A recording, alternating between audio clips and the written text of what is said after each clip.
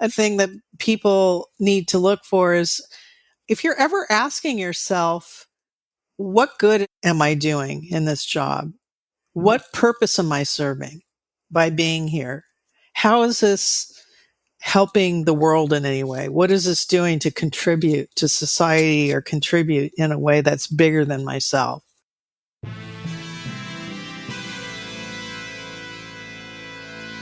Thomas Edison, Richard Branson, John F. Kennedy, Mozart, Michael Jordan, Will Smith.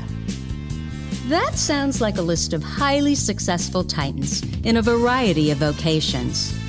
Why is it that we rarely hear that they have or had ADHD? And you know what we hear even less about?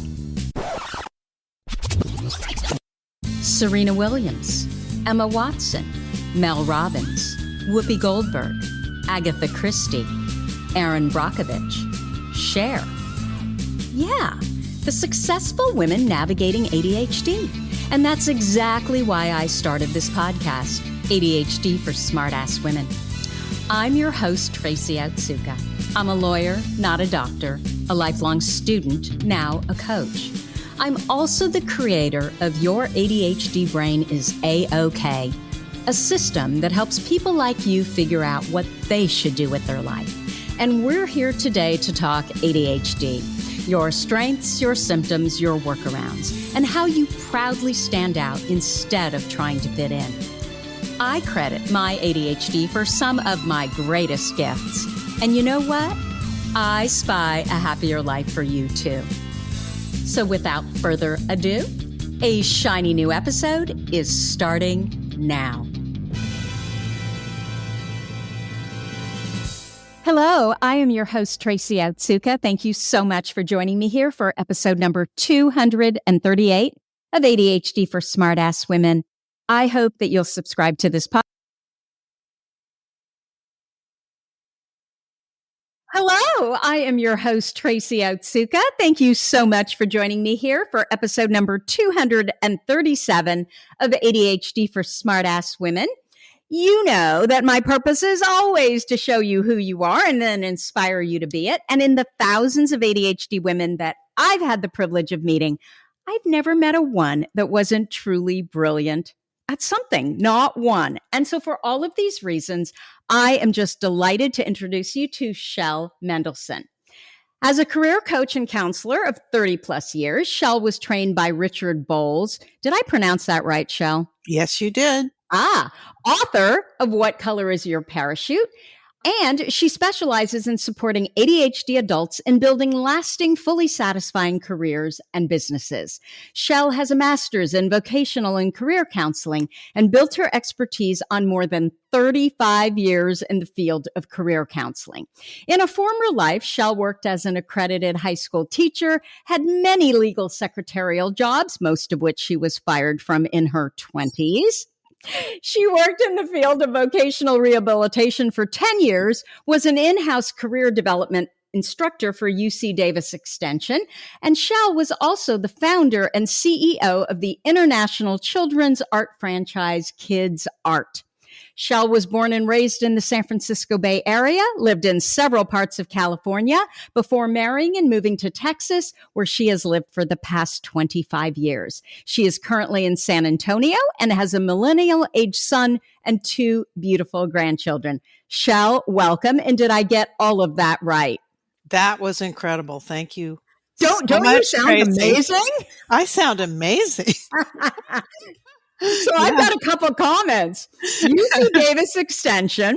That was the first place that I had that wasn't my first business, but my first kind of real big person business. I had an aerobics company through UC Davis Extension because my undergrad was at UC Davis. And then Kids Art, is that the company where you would go into schools and kids would draw something and they could get note cards or mugs? That's it. Both so we paid for Kids Art. I'm sorry. Let me correct that. Not the note cards or mugs. We actually did at the after school drawing and art program, which was different from that. Those were a lot, I think, had to do with fundraisers mostly. But I don't remember. I still have them though. Oh, okay. Well, we did the mugs too, but it was a little bit different. Different Got it. company. Yeah. Got it. So, Shell, of course, we're going to talk all about career counseling and ADHD and the struggles with, around career sometimes. But before that, I always want to talk about your ADHD diagnoses. So, can you Yes. tell me what were the circumstances? And just so you know, I use my handy dandy little, I don't know if you have one of these, Remarkable. It's where I keep all my notes and it's how I focus. So if I'm looking down and writing, it's not that I'm not listening. Oh, no problem. No problem. No, I want to get one. I don't have one. I want to get one. They're half price now. Oh my gosh. Okay. Just send me the link and I'm there. So the circumstances were I was diagnosed in my 50s. So when people tell me I was diagnosed late in life and they say they were in their 20s or 30s, I just Yes, chuckle and go, okay, baby. you don't know. You have no clue about living with it for as long as I did without being diagnosed. Essentially, what happened was I had a friend who is a therapist, and her son was ADHD. It Mm. still is. It doesn't go away. Yeah, he has it. At the time, we had known each other for many, many years. In fact, I worked for her as a voc rehab counselor at one point. And she sent me a book on ADHD out of the clear blue. And we had never discussed it. She had never said anything to me about it, but she sends me this book. And in my mind, I'm thinking kids, right? Yeah. Hyperactive children. And I just laughed. I didn't even open it and I put it in a drawer somewhere and closed the drawer. And then what happened after that was I had founded Kids Art, which we can talk about a little bit maybe later. But when I worked with Kids Art for several years, and it just became an albatross, which is part of my story about how I got my diagnosis, really. I literally went off the path of doing what I loved to found this company, which was really a mission that lasted too long, Mm. that I spent too much time in. I didn't have a plan B for getting out, and it became very difficult to manage, and I was undiagnosed. And I was one of those undiagnosed CEOs. Ask anybody who's ever tried to work for one of those, Yeah. right? Right. Not pleasant. So, I mean, I have a lot of regrets around that. But I think part of the reason it was so awful was that I was just miserable. I wasn't having fun. I wasn't using any of the skills that I liked using. I wasn't doing the kind of work I enjoyed doing. It was just literally putting out fires once it got past the creation. Many of which I'm sure you created. Yes. Well, I created the system that created the fires. So we had At least you had a system, Shell. we had a system. We did. It's a franchise, so you've got to have everything has to be organized and Right. accessible. So I had a lot of people who helped me with that, obviously. But I was not happy doing the work anymore. I was miserable doing the work. And I wasn't aware. I was undiagnosed, so I wasn't sure what was going on with me. All I knew is that when I'm not happy doing what I love, I am not the best person to be around. And I had my staff coming to me going, can you just try doing this a little bit different? They tried to hint at things, and I was very much, this is my baby, I know what I'm doing kind of thing. So I was probably not the most pleasant, but being miserable was where I really crashed and burned with the whole thing. And it wasn't a pleasant ending, but I did get out of it finally. And at that point, I was probably at my lowest point because I just couldn't understand why things had happened the way they happened, why people were responding to me the way they did. And I went literally crawling to the bookshelf where I had this book sitting, and I knew exactly where it was. I don't know why I did. It was maybe something telling me to go. I have no idea, but I literally went crawling to the bookshelf, pulled it off the bookshelf, and started reading the checklist, which, of course, many of us start out with the checklist and we check off three-quarters of the or more of the characteristics listed. And it was at that point that I just had the epiphany that a lot of people have when they realize that this isn't something that is just uh, something that they themselves are experiencing, which I thought I was alone. Nobody else had ADHD in the company that I created. Nobody. I was the only one. And I couldn't figure out how people did certain things or got certain things done. And I just couldn't get it. It just didn't work for me. Anyway, so at that point, once I had that realization, I went through all the emotional ups and downs, the relief, the grieving, the steps of grieving, the everything that you go through. And then I decided to get the professional diagnosis. And that's when I finally got the clarity. And the minute I walked in and started talking, she said, "Oh, yeah." Duh, right? Duh. She had ADHD. It was a nurse practitioner, and Mm, she had like a full. She was based in Austin, and she had a full practice of people with ADHD. she just it takes one to know one. She knew me, who I right. was. She recognized it like the second I walked in the door, and that was it. So, Shell, once you knew it was ADHD and you had the benefit of hindsight, what are some of the symptoms that you always wondered about, but now you recognize them as clearly, duh, it was ADHD? Yeah, good question. Basically, I can list a whole bunch of them. But some of the symptoms that probably I would put a little negative check on are forgetfulness, kind of spacing out at times, being disorganized except in my work and keeping my home reasonably presentable, but a lot of other things in my life are not as organized as I would like. Hyper focus on things I enjoy to the exclusion of others, getting spurts of energy, and to do the things that I like to do. That's a good thing. Mm, But employing lots of time wasters. Okay. Probably I can watch a little bit too much TV at times when I start to just shut down. When I shut down, that's what I do. Maybe listen to too many podcasts, spend too much time focusing on politics and going down rabbit holes. Those are yeah. some of the things. Yeah. They're good. If you're going to ask me about the good things, would you like me to list those as well? Well, I'm going to later. I Okay. always ask about those later. So, were you diagnosed as combined type? No, I was not. It was all ADHD, everything ADHD, not anxiety, not Mhm. depression, nothing like that. But do you have, are you hyperactive as well as inattentive?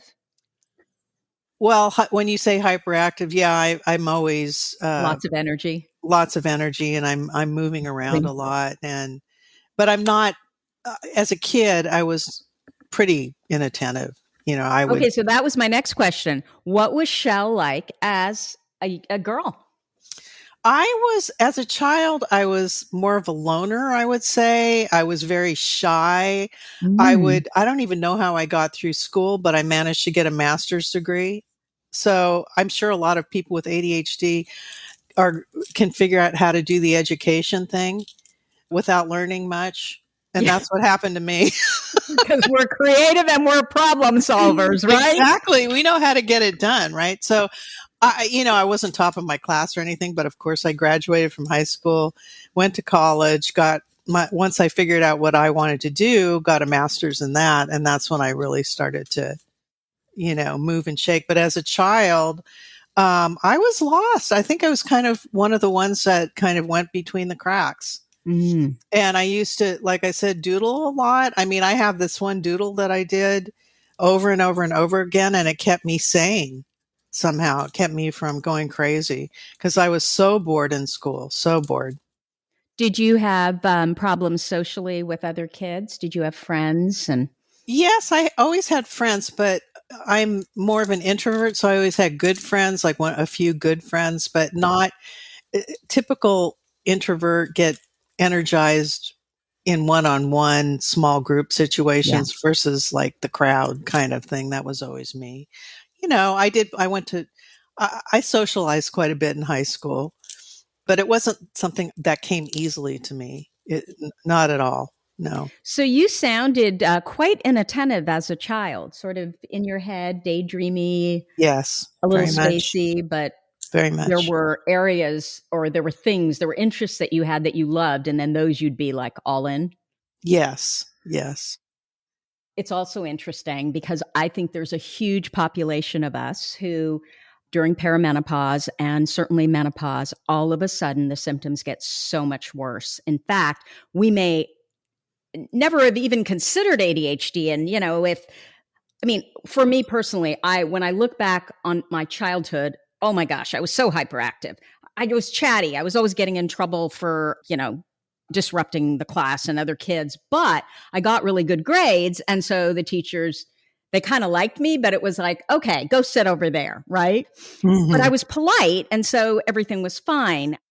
It wasn't until perimenopause, I would say my mid to late 40s, where all of a sudden it was the inattentive type symptoms, and working memory and focus that just got so bad. And I, just like you, I really saw that come about in business, in running a company, Yes. especially online business, right? Where there Yeah. was so much to know. And I was interested in knowing it all. And I would just be bouncing off the walls. And frankly, just like you, driving my employees crazy. Yes. So I'm curious if you can relate to that. Did it get Yes. worse in your 50s? Is that what was going on as well?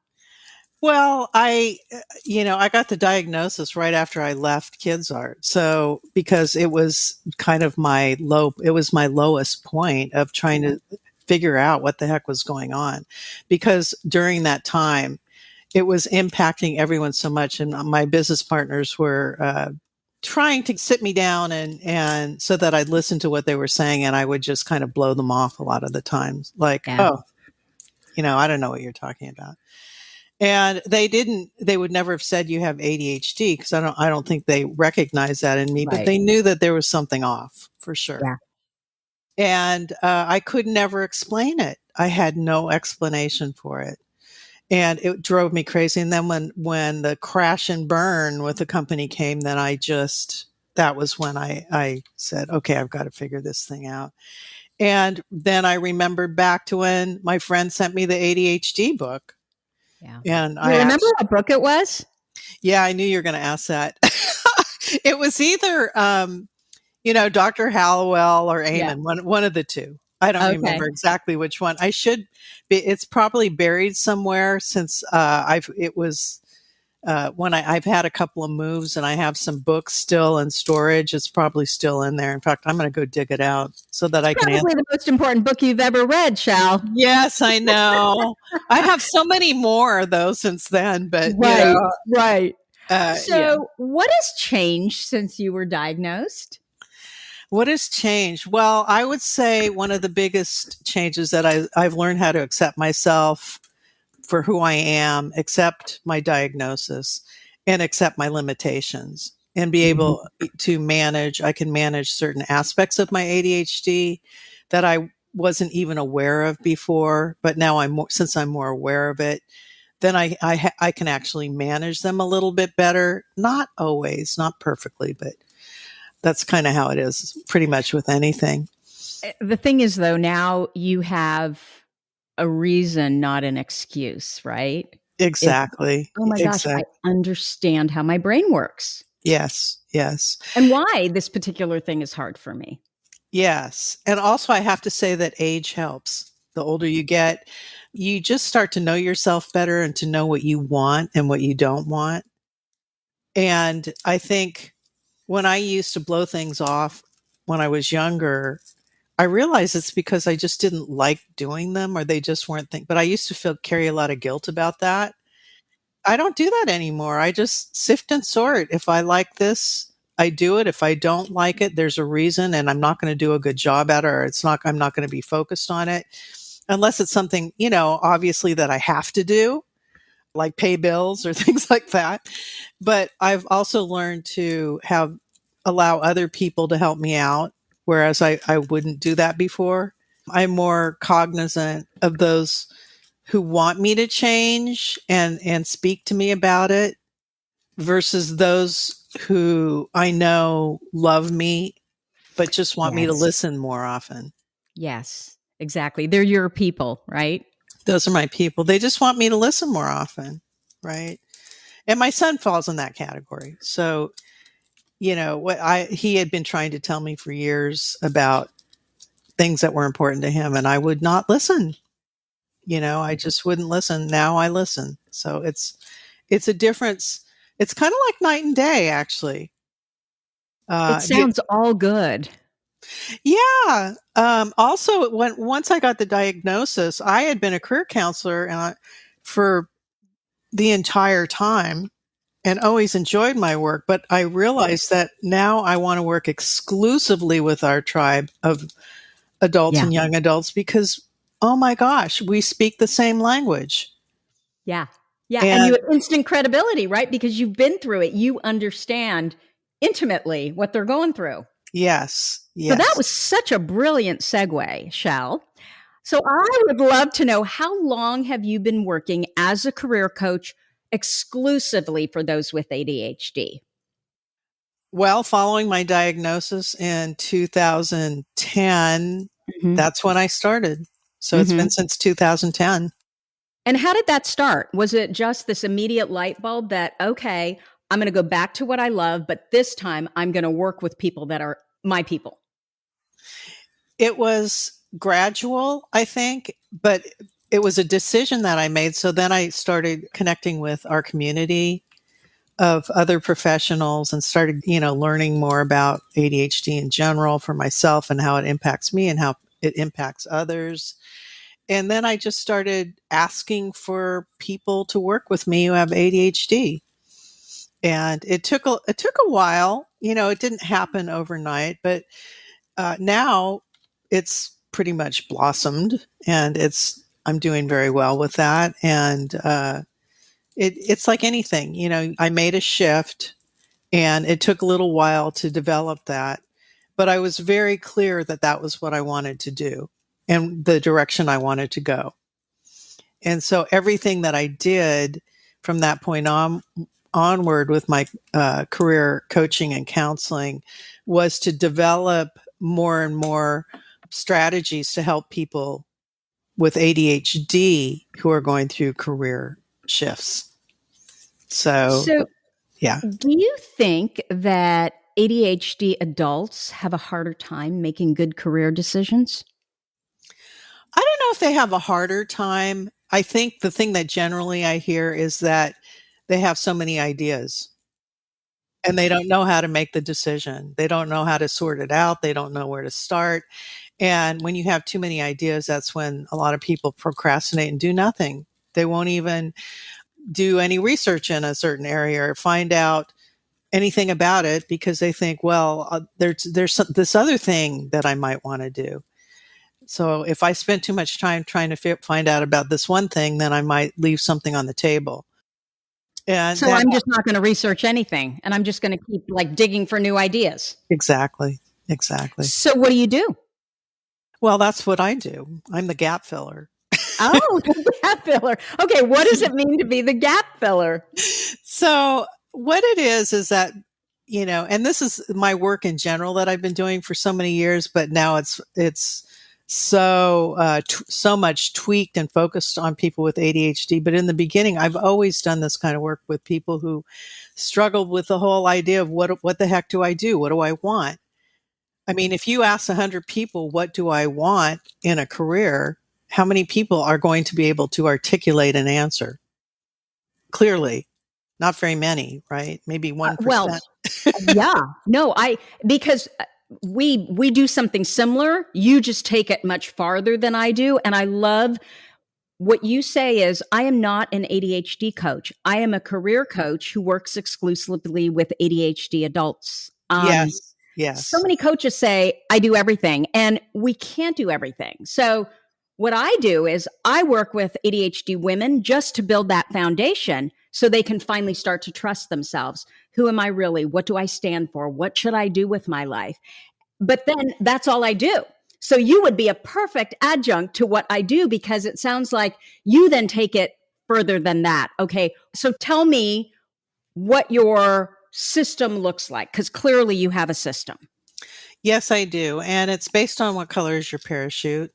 So that's where I start. It's a process and it is a structure to where the individual takes a deep dive into all the aspects of what would make up an ideal job.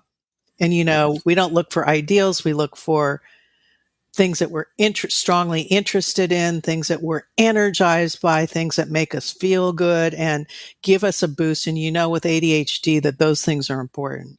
Yeah. And so Without getting more positive emotion, it's a there's no feelings game, right? it's a feelings process. So I don't do assessments. I used to give a lot of assessments as a voc rehab counselor. I So never tell me what you mean by assessments. well the strong. Quizzes? Yeah, the ones that ask you different questions, but they somehow leave out the questions that you need to answer for yourself. This is more of a deeper dive, and it doesn't compare you with the answers other people would give for the Ah, same question. yeah. It only allows you to really be open and look at things starting from a very broad perspective and bringing it on down to where I call it the cream rises to the top over a period of identifying what skills you love to use, people, the different aspects. We go very deep into working conditions because we know that with ADHD, if we're in the wrong environment under the wrong conditions, has a great impact on our So work. can Yeah. you talk more about that? What do you mean by working conditions? What I mean is I break it down into two types of conditions. One is the physical conditions, the actual things that we work with, the things we're surrounded by, like the colors that we're surrounded by, the lighting we're surrounded by, the flooring, where we're working. Like in my office, I have everything kind of exactly the way I want it. I have my desk the way I want it. I have a little ottoman underneath, so I have my legs elevated, which I love. I have the chair I love using. I can look out the window and to trees and watch the squirrels go by.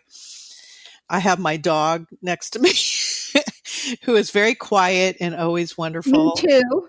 Yeah, I can't work without my dog. So he's not a service dog, but he's kind of a service dog when it comes to my work because I just love seeing him just kind of crashed out Well, on the he's bed. nature, right? And we feel good around nature. It makes We sense. do. Absolutely. So I work on my own, but it's also the physical surroundings of your work environment. How big do you want to work in an office? Do you want to have your own office? Do you need to have your own office? And if so, what do you want that office to look like? What do you want the desk to look like? How big does it need to be? What kind of equipment do you want to be using? Or do you need to use? What make of equipment? I mean, I have my clients drill down to the details of all of that, really drill down. So that's the physical aspect. The non-physical would be things like the culture, the diversity, is it toxic? What is a non-toxic working environment? What would that look like for you? All the unspoken things like the HR, whether or not it is what the dress code is, whether it is more authoritarian, which a lot of people do work in that kind of environment. Whether when I say dress code, I mean, do you not want to have to spend a fortune on dressing up every day? Your commute, your do you want a hybrid situation where you're working at home part time and then going into an office or going into a space where other people are there? Do you want to need to be working with teams? Do you need, these are more the non-physical kinds of aspects. I break it down just to make it easier to sort of sift and sort some of this stuff. But that's what I mean. There's so many elements that how a company is run, the mission of the company, are they adhering to that? Do they give instructions, clear instructions? Is there enough? Do you have an assistant? Do you need an assistant? Can you switch work tasks? How flexible are they in terms of allowing you to even go to the bathroom and take breaks? Is there mandatory overtime? And I always tell people, do not do mandatory overtime unless you're paid a lot. And how many hours a week do you want to work? And this is where it's really important to be honest about what you're doing and what you want. And that's the hardest thing. I think that these are the things assessments don't get to, right? They don't get to the heart of what is truly important to you on a very deep level. And what are all those ADHD factors that need to come into it so that, you're not distracted when you need to get work done. You can wear headphones if you need to. You can have pictures on the wall of your family, you can pick your own furniture in your office. If these things are important to you, they need to be stated clearly. And that's kind of the thing that we talk about. This makes so much sense because we're such creatures of specificity, yet Yes. we can be all over the place and perhaps not always focusing on the things that are most important. Like we don't stop to take the time to do all of this. But think about, like, if you're a young adult and you know all of these things about yourself right out of the gate, how much better your career trajectory will be because you're in the right place doing the right kind of work, right? With the right people. I love to get them early. Get them young. I don't work with high school kids, but I do work with kids. I work with young adults. So people just coming out of college and still lost. So I have had a few people occasionally who are still like in maybe their second year of college before they make that critical decision about what major they want. So even though I don't do that, I hope to train people at some point who will take on that population of high school kids that really need to be doing this work. I mean, this is the kind of work that none of us really got. It was never mandatory. There is no roadmap for doing this kind of thing. It's all guesswork. We're supposed to be left to figure out this huge critical decision about what it is that we want to be doing in our And life. we have a lot of the people who advise us, frankly, have their own agenda, right? I mean, even parents who love you, right? There's certain things that we think we know better about our kids than frankly and it's not true. They know better. They know better. And also one of the things I do in the master class is I tell people don't have a conversation with anyone other than the people in this group during the 8 weeks that you're with us. So you are relieved of having to get that input. So your program it's 8 weeks and they're with other people who are going through the same thing that they're going through. Exactly. Oh, I love it. I love it. So I have to tell you, when I was 27, I had been practicing law for about a year and a half. And, I became a lawyer because I wanted to become a dentist because my dad was a dentist. I had no aptitude, no interest. It would have killed me, but I wanted to be a dentist. And then I almost flunked out of UC Davis. That's where I did my undergrad. So I remember going to the career counselor's office and I said, I'm going to have to change my major because I'm going to flunk out of school. And he's like, well, what are you going to change it to? And in my family, and I have a fantastic family and they wanted the best for me, but it was doctor, dentist, lawyer. And I said to him, well, I'm not going to make it in dentistry. And if I'm not going to make it in dentistry, I'm certainly not going to make it in medicine because it's the same kind of classes, right?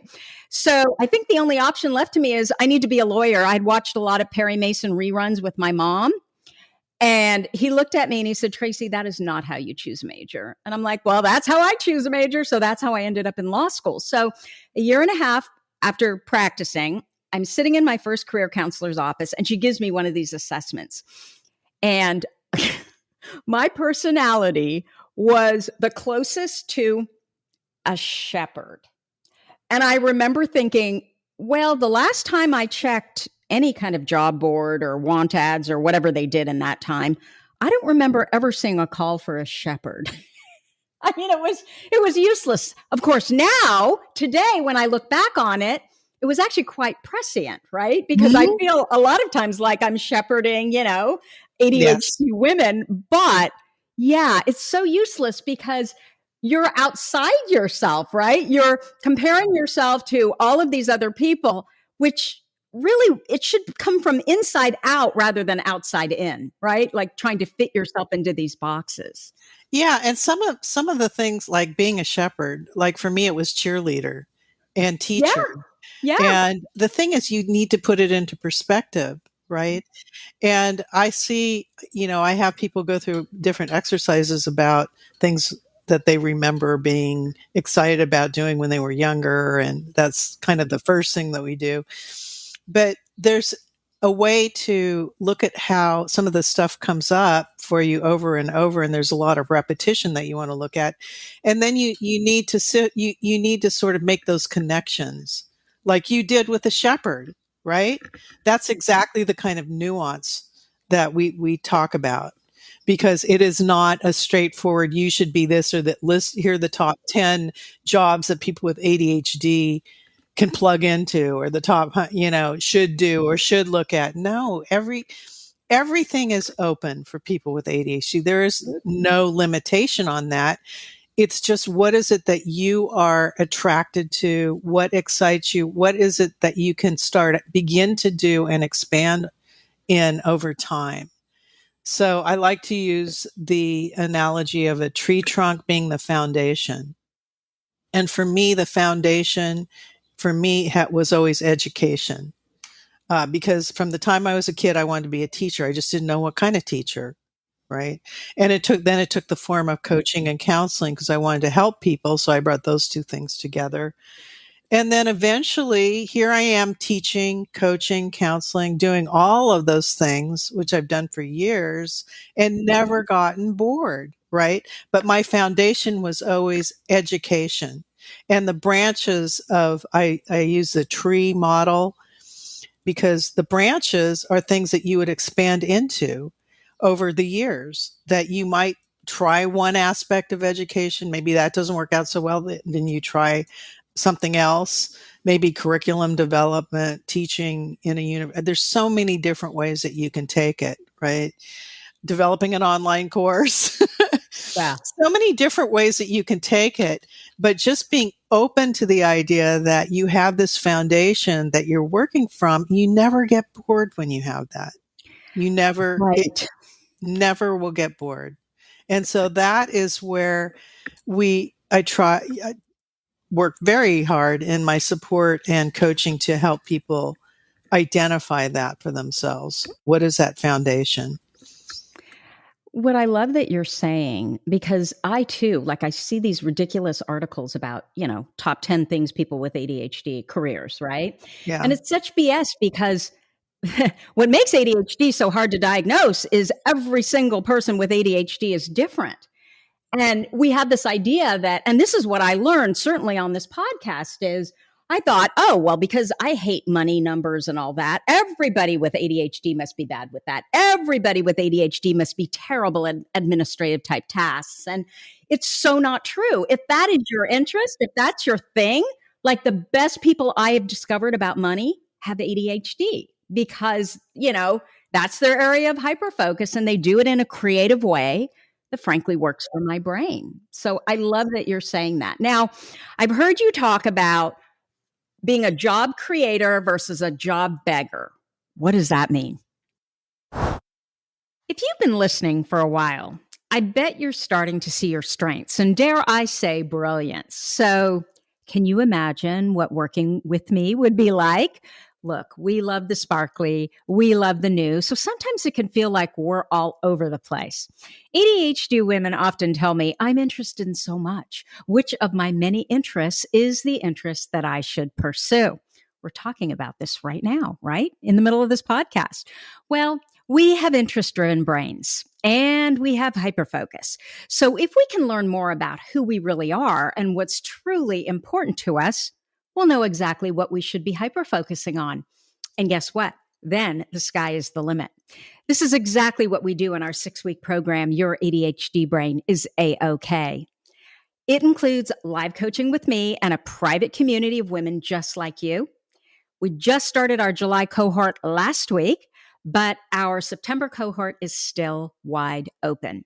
If you go to the website right now, you'll see the price is $11.94, but I don't want you to pay that. So use the code PODCASTSASS to get $500 off the program just for being a podcast listener. You can find out more at spyhappy.me/AOK. I'd love to have you join us.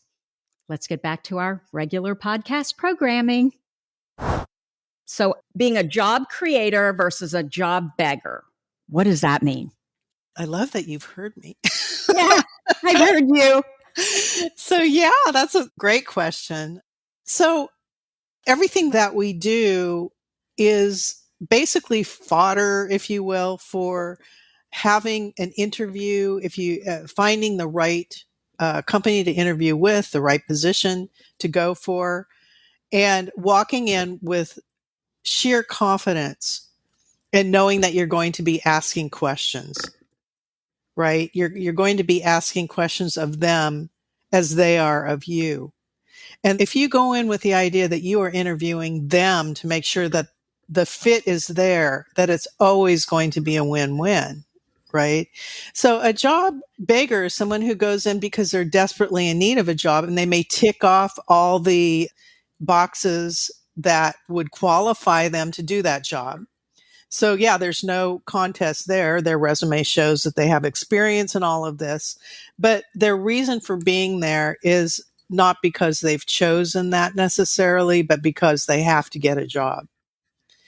And the job creator is the person who's identified that company for the reasons they match it. It's literally matched up with the roadmap that they've created. And they're going in asking very specific questions that become win-win kinds of questions, instead of saying you don't have to reveal that you have ADHD, but you can say, when I have these kind of conditions, I will perform beyond your expectation. When I am able to, I can perform beyond your expectation, and really go at it from a win-win perspective, because you already know that this may or may not be the place that you want it. First, you think it may be, but if you get hints that they're responding in a way that is not going to be friendly to you, like they're hesitating when you ask the question, it's always okay to say, this isn't a great fit. This may not be the best fit for me. And the first time you do that, what a powerful thing to do, to say, instead of setting yourself up for a lose-lose kind of thing. And the other thing the first question I always suggest people ask is the position that I am interviewing for today the position I will be doing on day one?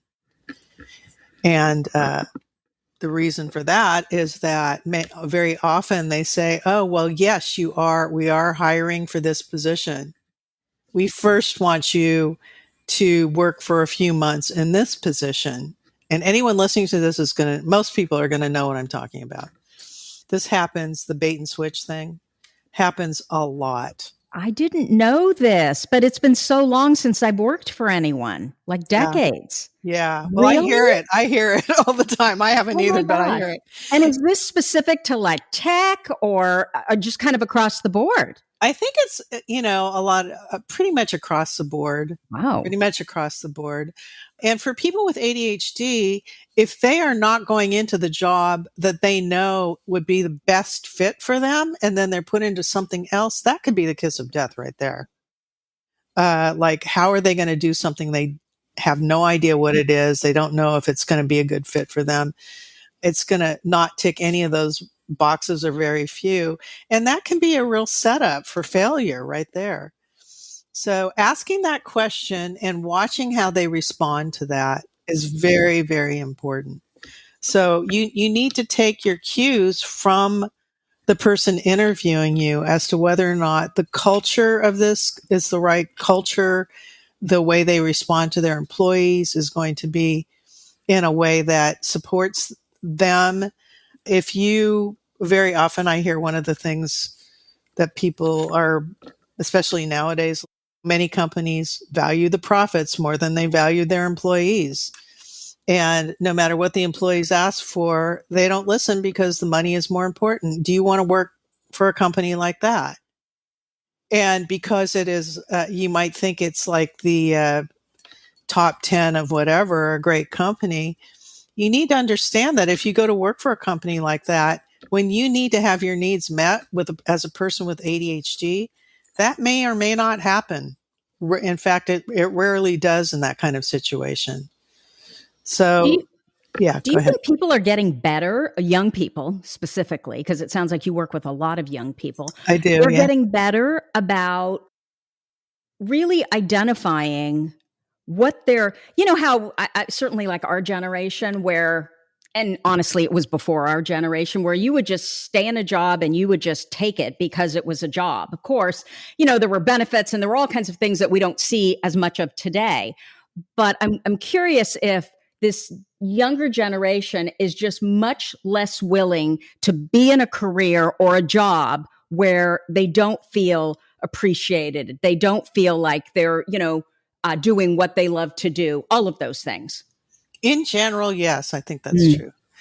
And especially again with the diagnosis, because if your working conditions aren't in line with what you need, then that could be the first thing some companies do is, I don't know, I talk sometimes about the PIP programs. Are you familiar with those? What's a PIP program? No, Perfor- obviously.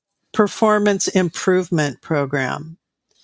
And it's what they do. It's the next step to getting fired. Oh, You're already in line to be let go at that point, and then they make it almost impossible for you to do the work. They give you extra tasks, different tasks. They test you in many ways. And, can you imagine sounds like a being, nightmare. it is literally a nightmare. And I work with people who've been in those programs coming into working with me, and they're almost not quite ready to be there because I just want to go save them. That's how I feel. I just want to say, quit tomorrow. Just quit. Right, Leave. right. Walk out. That would be your choice, That right? would that would be my choice. Yeah. But, the first question I asked them is, do you have enough money that you can kind of float for a while to pay your bills or get things done so that you can quit and be the one to take the position of, I'm not going to work in a situation that's not good for me. And recognize that it is, people get sick and die from that kind of thing. Absolutely. Because it's the stress, right? The cortisol. Yeah. And that's not just with people with ADHD. That's with people who stay in jobs. In fact, people with ADHD, I'd say job hop, get fired, do a lot more of those things, have those things happen than people without ADHD. But that doesn't mean the people that are sticking around in jobs they shouldn't be in aren't being impacted. Okay. So, how do you know if you're in the wrong job or the wrong career? Well, I mean, how do you feel about your work? Ah. Are you enjoying any aspect of it? How Mm. much of the workday are you doing using the skills you enjoy using, doing the kinds of tasks you enjoy doing? Or are you made to do tasks that you don't enjoy and maybe 2% of the time you get to occasionally do something you enjoy? You really, I mean, it's basically how you feel on a day-to-day basis. Are you drained? Are you at the end of the day? If you're energized doing your work and the day goes by very quickly, that's a good positive sign, obviously. But if you're drained and you're feeling let down and discouraged and why am I here? Another thing that people need to look for is, if you're ever asking yourself, what good am I doing in this job? What purpose am I serving by being here? How is this helping the world in any way? What is this doing to contribute to society or contribute in a way that's bigger than myself?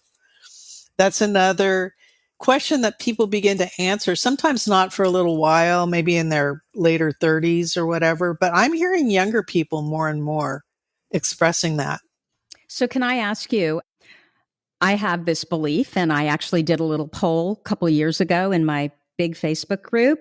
And I asked, do you feel like you have a need to live a life of meaning and to make a difference that's stronger than your peers? And 98% of people that responded said yes. In fact, there was only one person who said no.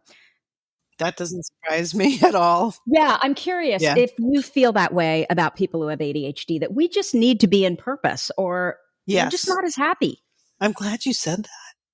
Yes, we are very purpose driven. Mm-hmm. And I always have been from the time I was a little kid. I've been purpose driven and I didn't recognize it as being that, but I always wanted to make a difference. And that always was, I mean, if I was doing something that was the times that I hated my work were the times I was not feeling that I was making a difference of any kind. And that's when I didn't do a good job. It's like, if the good thing about having ADHD is that if you don't enjoy what you're doing, you're not going to last long in a bad situation and one that you don't like. Again, people without non-ADHD or neurotypical people can often stay for years in those kinds of situations. And then I do tell a story of my cousin who died at 64 because he stayed in a job that he hated for so many years just so he could retire. Oh. And he was like my brother to me, right? And You couldn't talk him out of it, huh? I couldn't talk. I tried. I begged him to leave. I begged him. It'll kill you. Yeah. And so he finally retired. And within 2 years, he died of cancer. Oh, Joe. Within 2 years. And he was one of the healthiest people I had ever met in terms of physically healthy. You know, I mean, he exercised ad nauseum. He was, and he was neurotypical, but he stuck it out for retirement. Oh my God. And he didn't last more than 2 years before he was diagnosed with a deathly illness. I think people, they don't understand that when you're under that much stress every single day for at least 8 hours a day, it affects your heart rate, your blood pressure, your immune system. Like, it affects everything and it makes you sick. It does. It does. It's so sad. It's sad, but you know what? The good news is that people with ADHD, we tend to recognize it sooner. And I am meeting a few get fired. people. Yeah, or we get fired or something. What happens is we can maintain that trying to fit ourselves into a round, what is it, the term? A square peg into the round hole. Into the round hole for just so long. Right. Trying to figure it out. And what then, I always say is we're the ones that are like, what the hell? Why do we even care that there's a hole in the first place, right? Exactly. But, you know, so people who've tried and tried and tried, those are my clients. You know, they come to me and they go, I can't figure it out. Like, I've tried to figure it out. I've tried to stay. I was actually pretty good at this thing. They liked me. I was able to do blah, blah, blah. But there was something just not working. And it wasn't your ability. It's like when I got fired from all those secretarial jobs, it wasn't because I couldn't do the work. Uh-huh. It was because your attitude? It was my attitude. And it was because I hated the work. I hated it. Just hated it. But I was good at it, right? So people, when the first thing they say to me is that I'm good at these things and my strengths. And I go, it's not about what you're good at. It's not about your strengths. It's about what skills do you love using? Well, and I think a lot of people with ADHD are actually good at a lot of things. But Yeah, just because you're good at it doesn't mean you should be doing it, right? For the rest of your life. and in fact, when an employer recognizes that you're good at something, Yeah. they might have you do more of that thing, not less of it, more of it. And maybe sometimes exclusively that thing that you don't like just because you're good at it. So, yeah, no, it doesn't work. I could talk to you all day, Shell. We are definitely peas in a pod. But I can remember tell at the that. beginning, you wanted to talk about, or you asked, do you care about my strengths? And I said, we're going to leave that to the end. So I want to know, what are the ADHD traits that you feel are responsible for your success? I think the fact that I am a creative person, my creativity, problem solving, I can synthesize information and make it into something. I love to do that, right? I love to develop ideas that I have. Some hit, stick, and some don't. But I've had quite a few stick, and those are the ones that I get a lot of energy around. Like doing, I'm working on developing a workbook right now, and that is just so much fun. It really is. I like being a mover. It's helped me to become a mover and shaker because I feel like people with ADHD, underneath it all, that's who we are. We're the movers and shakers. We're the ones that develop the products and the services, the things we come up with, the ideas for these things, and we sometimes follow through and get them done. And also knowing what I don't like and avoiding doing those things, or the people that I don't want to be around anymore, which I'm saying the older you get, the more for me, it's easier for me to sift and sort that way than it was before without guilt, right? Without guilt. Not doing things I don't want to do or finding ways to make the things I have to do more fun. That's a big one for me. You gotta make it fun, You owe me even a if you Coke. hate it. Totally. And you can, even things that you really dislike doing, there are ways to make it fun, right? There There are totally ways to are. make it fun, like cleaning the house. Okay, well, I'm going to put on some cool music and I'm going to, take a break every 5 minutes. And I'm going to, Oh my God. See, if I took a break, I wouldn't get back in there. So once I go, I just have to keep going. It's getting me into it. yeah. So what do you think the key to living successfully with ADHD is? Well, I think staying open to new ideas, staying curious, knowing when you're stopping yourself from moving forward with an idea, being aware of that. The awareness part of it helps. I think because for so many years I went through being undiagnosed and being kind of on another planet, like not really knowing what the heck was going on. But now that I know, then you actually can do something. And sometimes you don't do the thing you're supposed to do, but more often I do than I don't. And so I don't stop myself from looking into doing something because I've predetermined the outcome. Right. And also outsourcing. Oh my God, that's a huge one. Outsourcing everything. Yes. I don't want to do. Yeah. Outsourcing that's the only way to live, seriously.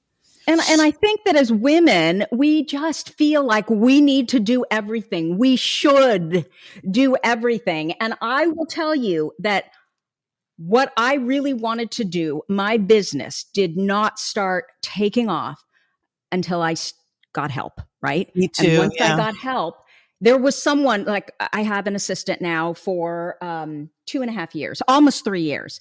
And I could not do the half of what I do without her because she creates the structure.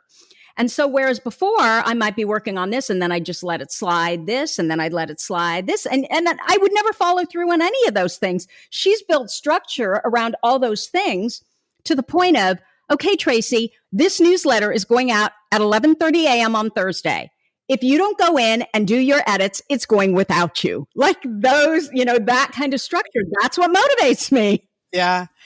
So we us coaches, we need a good VA. Shout out to Ann Barton. Now, who's Ann Barton?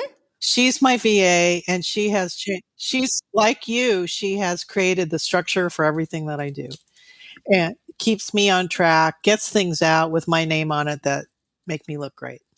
And And then you have all the time for the creativity, right? And all the I get to do my ideas. work. Exactly. I get to do my work, and really focus on the thing I enjoy doing and do the best at, you Right. know?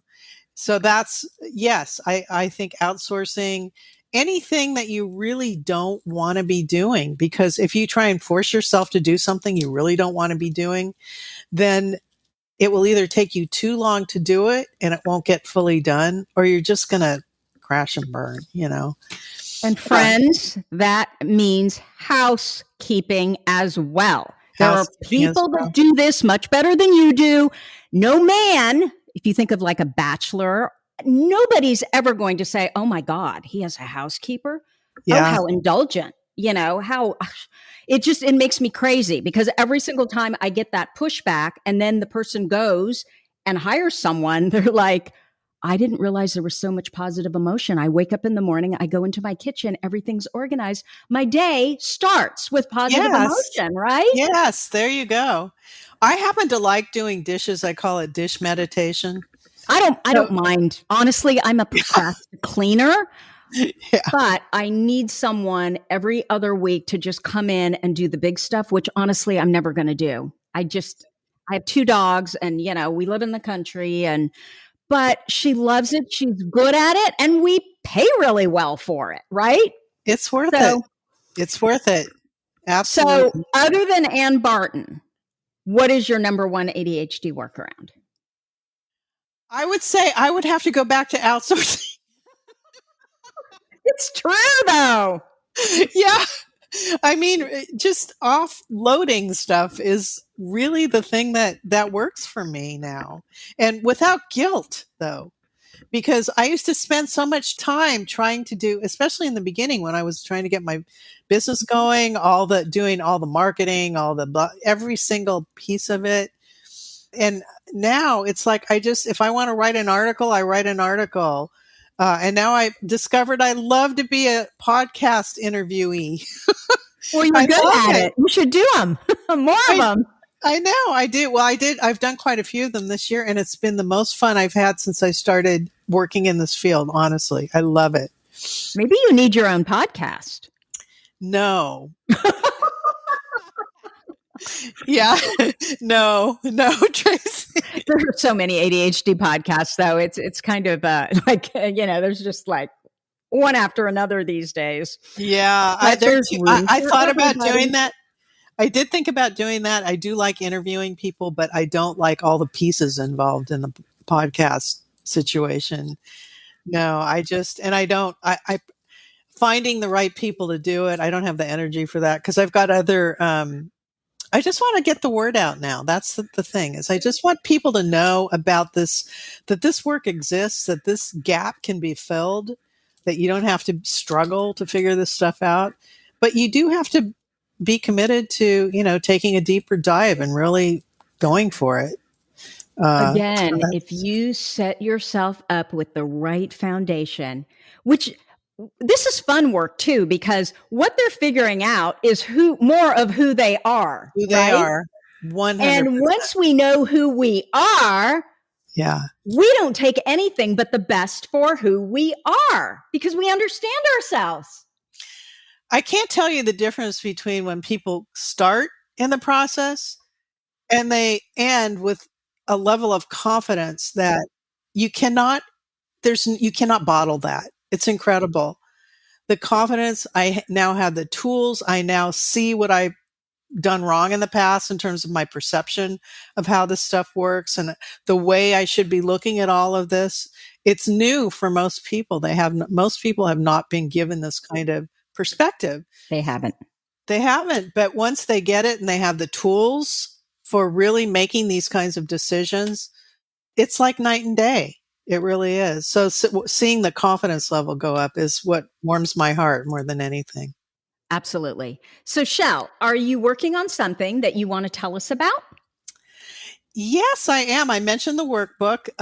It is going to be parachute inspired workbook for adults and young adults with ADHD. Wonderful. I know there's nothing out there. I've checked. There's nothing like it out there. And I'm working with a publishing company now, and they told me to say it should launch towards the end of September. Oh my gosh, that's quick. It doesn't feel like it. It feels like it's taking forever. Yeah.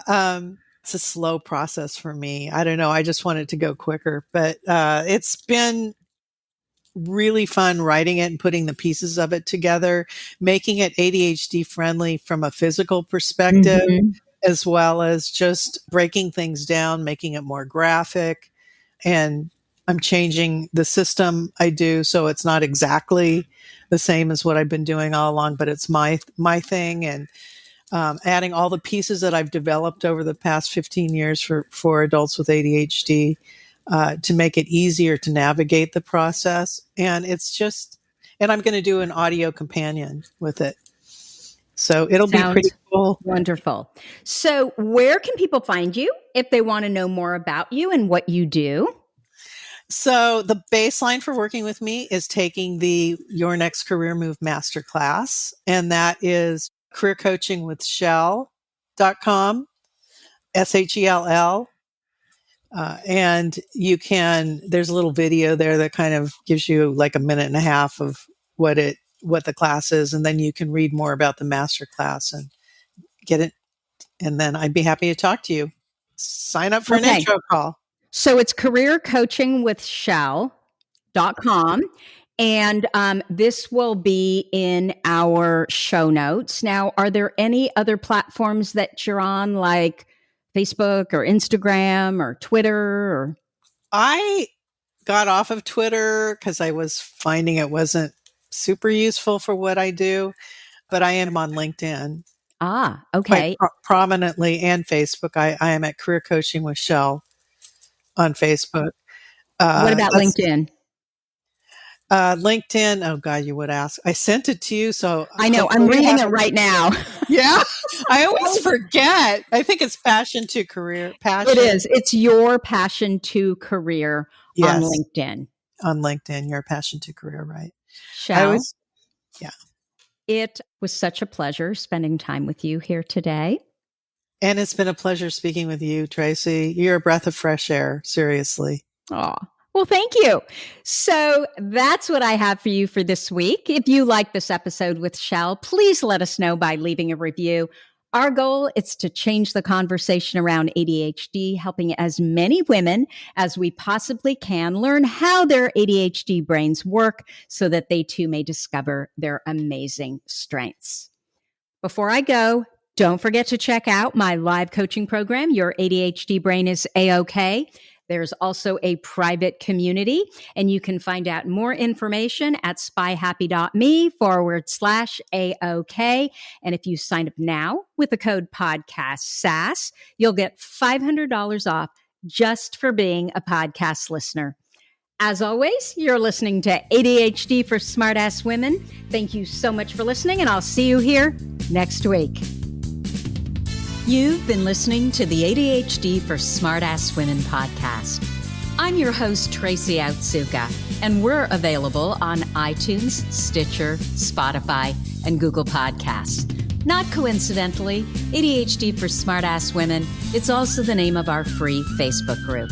We're a totally smartass community of successful, ambitious women who share our ADHD wins, questions, and workarounds. Join us at tracyoutsuka.com, where you can also find more information on our Your ADHD Brain is A-OK system. I spy a happier life for us, and I'll see you again next week.